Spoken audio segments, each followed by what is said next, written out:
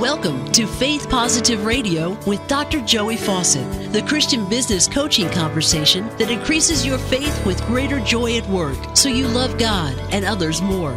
Dr. Joey interviews Christian business professionals just like you to discover their secrets for working faith positive in a negative world.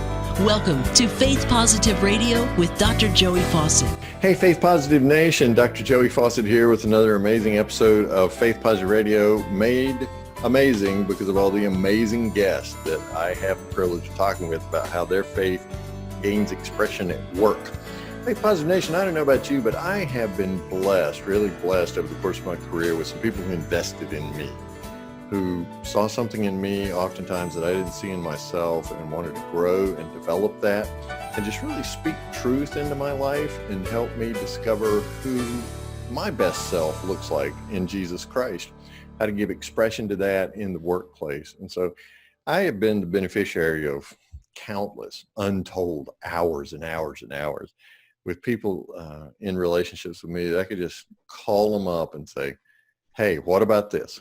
Hey, I'm going through this, the good, the bad, and the ugly. And so I have been the beneficiary of mentors throughout my 40 plus career. And I am sure you have as well. I'm sure, in fact, as I described that, your mind was going right to some folks who've invested in you. Well, this is a process of mentoring, and there are mentors, and then there are radical mentors. And today's guest is going to help you discover how you can be a radical mentor as a Christian in the workplace, faithfully engaged, and help others discover in the workplace, your mission field, how they can be their best selves in Jesus Christ. Today's guest, my friends, is Kevin Harris. Kevin is president of Radical Mentoring. So if you want to go there right now, radicalmentoring.com and check out what he's got. Kevin, thanks so much for being our guest on Faith Positive Radio today, buddy. Looking forward to it. Thanks for having me. Oh, it's a pleasure. So mentoring, how'd you get started? Well, I got started as you kind of described it. I had a mentor. I think I knew what mentoring was by definition, but I didn't know necessarily how it worked until I met a guy who was a business guy who was a little bit further ahead of me and was willing to take his time and energy and most importantly, his faith and his story and pour it back into my life to help me better understand what it's like to be a man of God in the workplace and at home and raising boys and all those different areas of life that it seems to flow out of. So that was my first experience of mentoring was having one. So how did you guys find each other? I mean, did you just stumble into each other around the coffee pot one day, or what happened? Great question. So I was asked to write my obituary, which sounds a little strange, but were you feeling poorly at the time? Yeah. Well, an obituary is your vision statement, right? It's right. Sort of that long-term view for what you want to see your life look like. And that was sort of his entree into the mentoring process, which was a little different, but it certainly was a powerful way to get me to think and then reflect and then put some words to it. And I may have been, so screwed up that he thought this is a guy I got to get a hold of. And so that was my introduction. Yeah. Yeah, but you didn't say, hi, I'm Kevin. Hi, and I'm making names up here, Jim. And Jim say, hey, Kevin, you ever written your own obituary? I mean, there had to be something ahead of that. No, this was this guy's process. And so he was, his process was, most people think mentoring kind of the one-on-one context. Okay. Which oftentimes means, you and I go to a Starbucks and have a cup of coffee and I do approach you with, hey, I've got an issue with this. Can you help me better understand this issue at home or this issue at work? And what this guy realizes quite simply that if he spent more time with fewer people, his impact for the kingdom would be greater. And so he took this one-on-one mentoring idea and said, I'm just going to do this with a group. And so he would invite a group of men, in this case, some that he worked with, some that he went to church with, some that were in circles outside of that, and he invited folks into his home. So we would go to his house and we spent a really intentional year with him. We'd meet once a month, we'd read books, we'd study God's word, but we'd really just talk about the issues that we were dealing with. So his approach was, let's go ahead and pull the camera back a little bit away from the issues of the day and talk more broadly about life. And do it in the context of his story and then the stories of 6 other guys around that table with me who were willing to really be really authentic and vulnerable and transparent with each other in a way that caused us all to lean in a little bit more. And then over time, we had big picture, and then we would have one-on-one conversations and those smaller mentoring engagements that he and I would have one-on-one along the way. Gotcha. Okay, so there was a cadence between group mentoring and individual mentoring as well. Yep. Kevin, how did you know that mentoring was for you? I don't know necessarily that I did. I mean, part of my story, I lost my dad pretty quickly and tragically when I was in high school. And so I had a recognized gap in my life of not having somebody speak directly into it. I was I was early in my career. I was early into my marriage. And I was smart enough to know that I couldn't figure it all out on my own. And I was smart enough to know that God had put in me this desire to want to find somebody who was willing to do life with me and pour into my life. And so I knew that, but I didn't necessarily know how I was going to find it. And that's the hard part with a lot of these mentoring relationships is I might know I want to mentor. Joey, you might know you want to mentor somebody, but how do you get us to put ourselves together? And so I had a friend of mine who I went to school with who said, I'm thinking about doing this mentoring group. What do you think? And he sent me the email that said, write your obituary and send it to this guy. So I wrote the obituary and sent it to that guy. And it was the single thing that probably retroactively looking back changed the trajectory of my faith in marriage and parenting and business life more than anything else that I'd probably invested my time in. I met a friend that has stuck with me for a long time. He just recently passed away, which has been another gap, but he poured his life and his story, and he basically poured what God put in his cup. He dumped it out, and I caught as much of it as I could along the way. Oh, wow. That's beautiful. So you said you were smart enough to recognize that gap. Obviously, there was some sort of arresting of your own emotional and spiritual development when your dad passed so quickly and tragically. What would you say to someone who lacks that kind of more obvious mile marker, someone who's thinking, there might be something missing, but I'm not exactly sure? Who would make a good candidate for being mentored? I think if you think there's something missing, there probably is.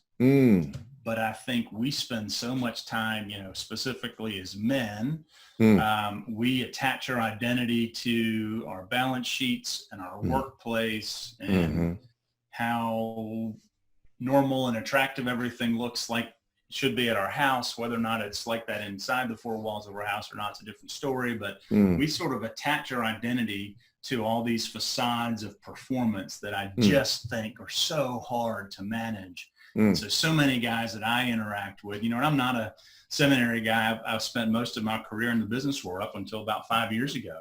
So many men that I come in contact with, it's almost like we're living 2 alternate lives. We've got work life, and then we pull in the driveway and we have to shut that one down and compartmentalize that one. Then we've got to step in the house. And so I just think if you're smart enough to feel like there's more, there probably is more. So I think there's just, and that's the spirit inside of you saying, there's more. There's more. Yeah.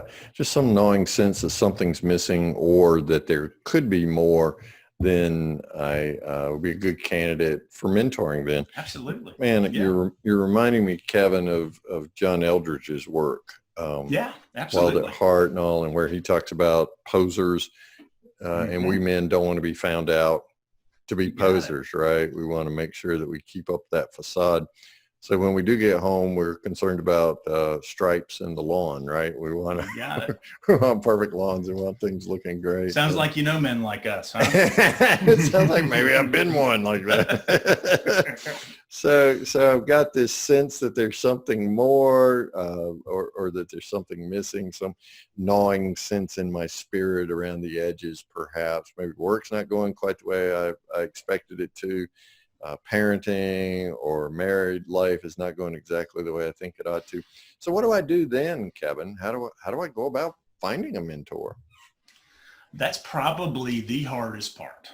I think is the finding of the mentor, because as the mentee, it takes a level of humility to be willing to step out and identify somebody that you think is the right kind of a person to mentor you. And that may be based on resume. It may be based on your gut instinct of just the kind of guy you think he is, or whatever it might be. But you've got to humble yourself enough to approach somebody and say, hey, I really feel like I've got a question about this particular area of my life. Would you be willing to grab a cup of coffee with me for 30 minutes and let's talk about it? So you've got to be eyes up, looking around, trying to identify those men around you who are a little further down the road, who the spirit inside of you says, hey, I think Joey's the right kind of guy to ask that kind of a question, and just begin that relationship. And what research really starts to tell you is, and we see it a lot in churches that we see that are growing younger, is they've got a core group of leaders that are a little further down the road who have a heart to pour into the next generation. And they have a group of younger leaders who want to be poured into. And there's a cultural thing about that has to happen. And I think there's also just that feeling of, hey, this guy just seems like he knows something, he's done something, he's successful, he's a little further down the road, and I just would love a little bit of what he has. And then I think it's the humility of asking for a cup of coffee or grabbing lunch or whatever that might be, and just asking the question, getting to know somebody, hearing their story. Right, or getting on a Zoom call together in the midst of. That's true. That's exactly what we're doing these days. Put your masks on and get on a Zoom call. That's right. I'm not sure we can do coffee while we're recording this, but anyway, yeah, I guess coffee and I can have my coffee. You can have your coffee. That's right. Then we go back and forth, right? So first thing is I recognize this need, or I have a sense of a gnawing awareness, right, that there's a little bit more than what I'm doing now. Then second thing is I go eyes up. I start looking around. And Kevin, I don't know about you, but I'm a big believer that if the Spirit creates that gnawing inside of me, then that awareness on my part, and when I go eyes up, then there are going to be opportunities. The Spirit's going to drive me towards a guy that has, maybe just that much more life experience. Right. But the third thing I hear you saying is I want to look for somebody who has that quality that I might be missing, or that seems to have something that I can use. You got it. Yeah. I mean, it might be as simple as you're in their office and you see some of the family photos, and you see the books on their bookshelf. You just observe what's going on in that person's life. And if you're prayerfully asking for that mentor, God is going to faithfully put someone like that in front of you. And I think it is observing the person kind of privately, and you're looking around, you're seeing, what are they reading and who are they talking to, and what do the family photos look like? And I think you just have an awareness of that. Or some kind of spiritual quality. You're prompting me, Kevin, to think back on a mentor that I had during an amazing time in my life when I was in young adulthood and trying to figure stuff out. I came to that realization one day that I didn't know as much as I thought I did. So I don't know what you're talking about. That great big kerplunk was my butt hitting the ground and my head quickly following and going, well, maybe I'm not all that in a bag of chips. And so my mentor's quality, spiritual quality that drew me in was, man, the crazier things got, the calmer he got. Right. And I'm like, how does he do that? Because typically, we all we tend to reflect the environment around us. So the crazier things got around me, the more amped up I got, right? Right. But it was inverse correlated. He just got calmer and calmer and calmer. And he loved telling stories, and I'm from the South, obviously, so I love hearing stories and telling stories. You got it. Yeah. It was just a match literally made in heaven. And so for 5 years, I just get on the phone with him and say, "Hey, man, things are off the hook. What do we need to do?" You got it.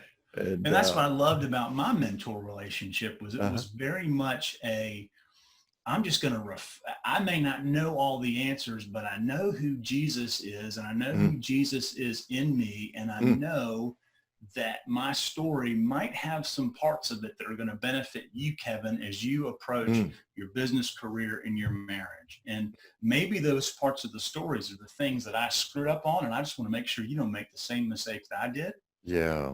And just being so willing to be so transparent and so real. And I think part of that realness is the calmness that you described. It was not I'm going to be so buttoned up that I can give you all the right answers. It was just, the calmness of knowing that God's got this and God is in total control. He hasn't forgot about me.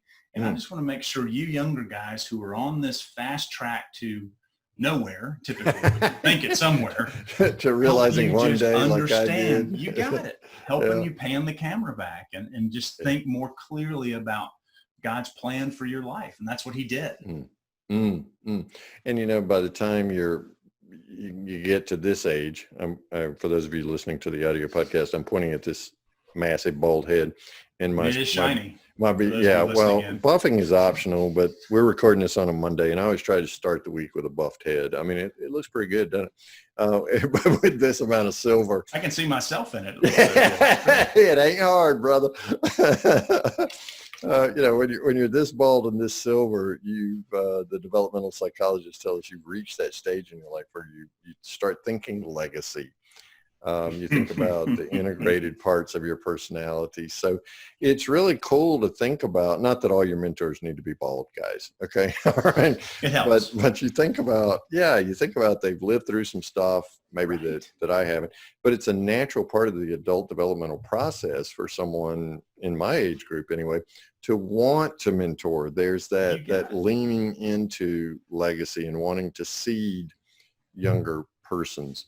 And so I love that conversation that occurs between somebody who's been through some stuff and survived it, maybe learned a thing or two, and someone who's trying to figure it out. I absolutely love that. Now, Kevin, help us understand, because your company is Radical Mentoring.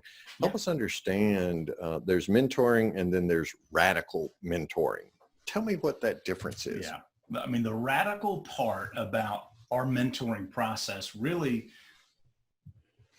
for some of you, may not be that radical. It's really doing what Jesus did, which in many ways is, obviously it is radical. Yeah, it was mentoring in a group.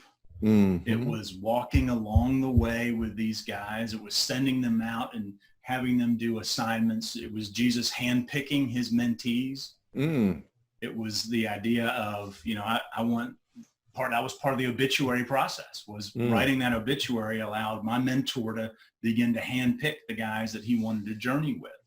It was prayer. It was teaching them how to pray. It was reflecting on scripture. It was all the things that Jesus did. He was with them for a defined period of time. One of the challenges, I think, culturally, we sometimes think about with mentoring is, all right, Joey's my mentor. Am I going to be meeting with Joey for 1 month, 1 year, or 10 years? How do you begin and end this relationship? And so he really began to look at what Jesus did and then create his own personal mentoring process around that model that Jesus showed him.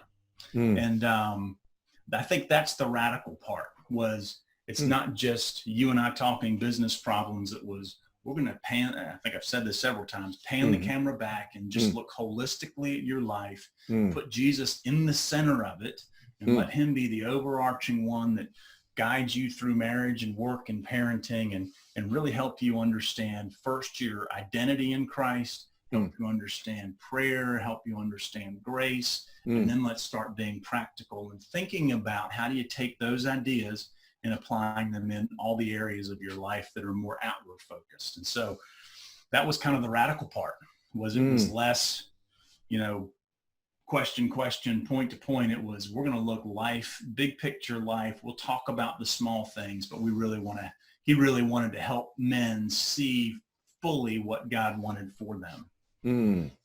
So your model for radical mentoring is Jesus and the disciples. You got it. Yeah. Man, that's a great way of thinking about mentoring. And I love the way there was a lot of drive-by mentoring that went on. Like he walks by a mustard bush and plucks a seed and says, hey guys, That's all the faith you need right there. Right. So That's right. his classroom was life, right? You got it. It was his life experience and Uh-huh. stories. I mean, Jesus told incredible stories. Uh-huh.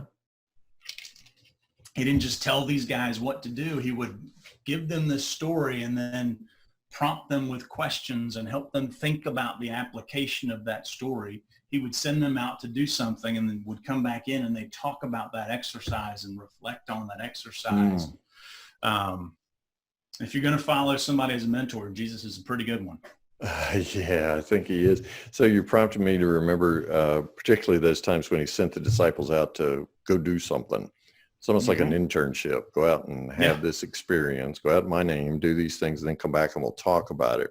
So what are some ways that the radical mentoring relationship today can look like that? I go have an experience, I come back and reflect on it and learn from it. Yeah. We would do and still do a lot of exercises around marriage. We would do some exercises around your own spiritual development. We have guys memorize scripture, which is sometimes really challenging. We have guys do simple things like, I'm leading my fourth group now, and one of my exercises is tell these guys to write a love note to their wife and put it in a place where she's not expecting to find it, and then get together with another guy in the group and just talk about what that experience was like, both the writing of the note, which we all did when we were courting our brides, but we all of a sudden we get them and we decide we don't have to do that stuff anymore. The prize has been captured. Writing it, and what was the experience like when she received it? And guess what happens almost universally every time is we put on our calendars now, once a month, write a love note. Oh, wow. So these guys are now building the habit of building the muscle of writing a love note. We ask them to pray with their wives. For some men, that is second nature. They do it. For other men, it is the most fearful thing they have to do. And you say, hey, I want you to go away. We're going to meet once a month for 3 hours. The homework assignment for the next time we get together is pray with your wife. So you're going to go home. You're going to go back into the field, and you're going to begin to pray with your wife. And you're going to begin to do that over the next 30 days. And it might take you a little while to get your rhythm going. You're going to talk to somebody else in the group in the interim. You might talk to me about it in the interim. We're going to get back together and we're going to have this conversation about what was it like to practically pray with your wife? What did you learn? What were you afraid of? And get them to do those real practical assignments and then come back and talk about it. Okay. So what kind of lessons are learned from the doing or the attempt at doing? Yeah, I think those are the best lessons. I think there's a huge difference in me telling these guys all about what it's like to pray with your wife versus having them go do it. And what they realize is, it's the conversation that they're having with God. They're not talking to their wives while they're praying in an attempt to influence and shift and change her. They're really praying to God as they would with their own personal prayer time, and their wife happens to be a part of that. They're having deeper conversations about issues in the family, issues they're facing with friendships and other areas. And so it just begins to pour out of them this vision for prayer. Or what could be bigger, not just with their wives, but with their children. And then they begin to think about other areas in their life where prayer can be much more practical. And so I just think it just gives them a radar, another radar to kind of know what it's like to have an awareness of prayer. Wow. So from that specific experience, there's a general lesson with applications beyond that specific experience. You got it. Wow. And so that's part of the mentoring process. Again, we're panning the camera back, to use your metaphor. Right. We're taking that long view. Man, it's so easy to get just lost in the weeds of everyday life, right? Without lifting your head and saying, okay, here's something else I can do, or what can I do about this? And so radical mentoring helps you discover that. You have an experience, and then you take that specific and generalize from it. That's beautiful. Hey, just for curiosity's sake, because that's who I am, I'm curious. What are some of the more creative places that guys have put love notes to their wives and surprised them? I've seen guys put them on coffee creamer. Okay. in the refrigerator right by the coffee creamer. That's my personal favorite. That's a good idea. Yeah, putting it there. I've seen guys put them on the steering wheel of the car when they go out in the morning. They put it Yeah. on their bride's steering wheel so she sees it when she goes out. Uh-huh. I've seen them, they put them underneath the pillows. The downside to putting them underneath the pillows is they get a little bit nervous because sometimes their brides don't see it right away. And so then there's the panic of like, either she saw this and she doesn't care, or she hasn't seen it yet and I don't know exactly how to help her know that there's a love note there. So we've seen it all. Yep. Yeah. Underneath the windshield wiper, all those kind of places. Okay. All right. Yeah. I'm thinking that coffee creamers are really, really cool one there. That's good. So what you're doing is you're creating opportunities for guys to grow closer to Christ, and you're just helping them make a direct application You got it. to their everyday lives, their primary relationships, the important things that are there for them. Now, it sounds like Kevin Harris is my guest here on Faith Positive Radio today. He's president of Radical Mentoring. It sounds like you work, you keep saying guys, it sounds like you work with men primarily. Is that right, Kevin? We do primarily. We have a process for women, but our original heart was for men because our founder and myself were both men, and we know what kind of knuckleheads we are. And so we really felt like that was the testing ground that we wanted to start with, since we knew that world better. Gotcha. So there's some fertile ground there, huh? You got Casting your seeds on fertile ground. That's wonderful. So the website is radicalmentoring.com. Kevin Harris is my guest today on Faith Positive Radio. So Kevin, when Faith Positive Nation goes to radicalmentoring.com, what would you have them look for there? Yeah. So what you'll see there is you'll see an outline of our entire process. You'll see the step-by-step model that we're talking about here. And the other thing I think is really unique is we give all these resources away. So we give them away for free. So I'm not going to ask you to sign up for $39.99 a month to try something out. You can actually create an account. We've got guides who work with leaders who want to engage with us. You create this account, you can see the entire process. We give you conversation guides. We recommend books. We give you the homework assignments already laid out for you. So our heart as an organization is to engage leaders and create and help them see the process that we've already created, that we've tested now. We work, we've seen about almost 13,000 men go through this process over the last probably 10 years or so. And so we just want to get people to engage with it. So if you go to the website, you can poke around a little bit, but the best thing is to create a free account, and we'll never ask you for any information that you're not comfortable giving us. And so you have everything right there, and we'll attach you to somebody, and we'll reach out and work with you in the process. Okay. And this is something that I can make direct application to my workplace around as well? Absolutely. Yeah. I mean, there's certainly conversations that happen in the workplace about it.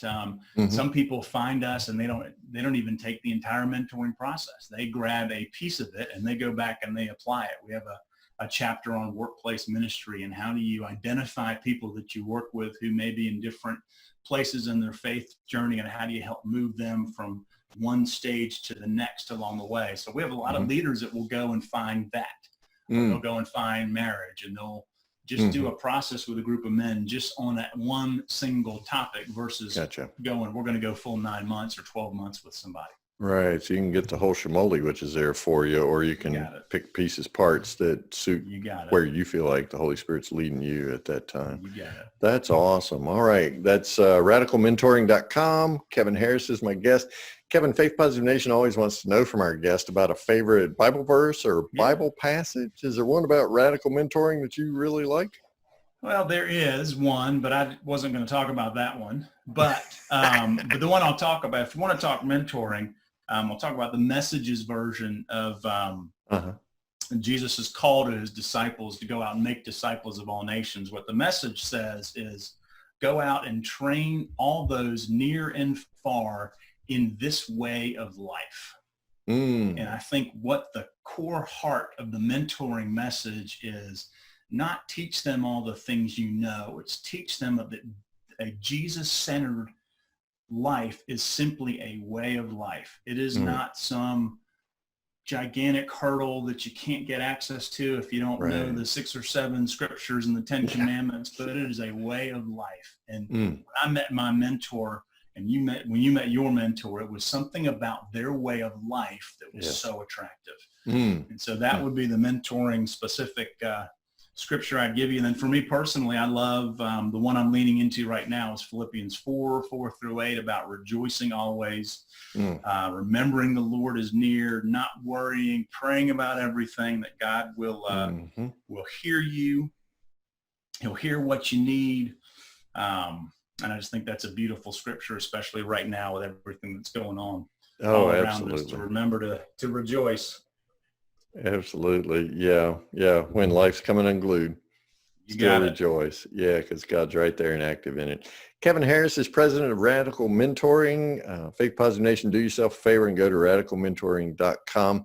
Check out all these great resources that Kevin has there for you that you can begin applying today.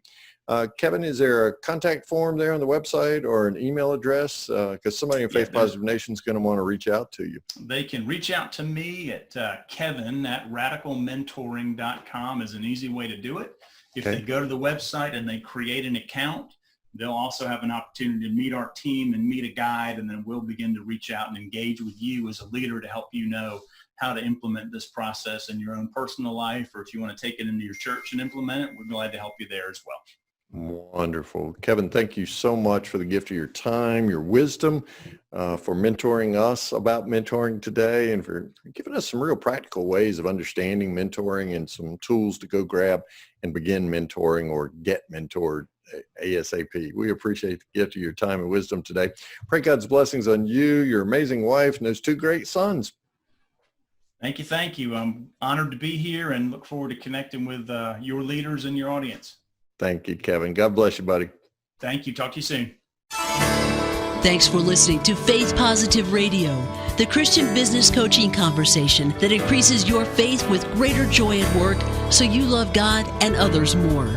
Suggest guests and ask questions when you email Dr. Joey at info@getpositive.today. And be sure to get your free gift of the 5 positive business conversations to have today coaching program at getpositive.today. Until next time, may God bless you with everything your heart can hope for and more than your mind can imagine.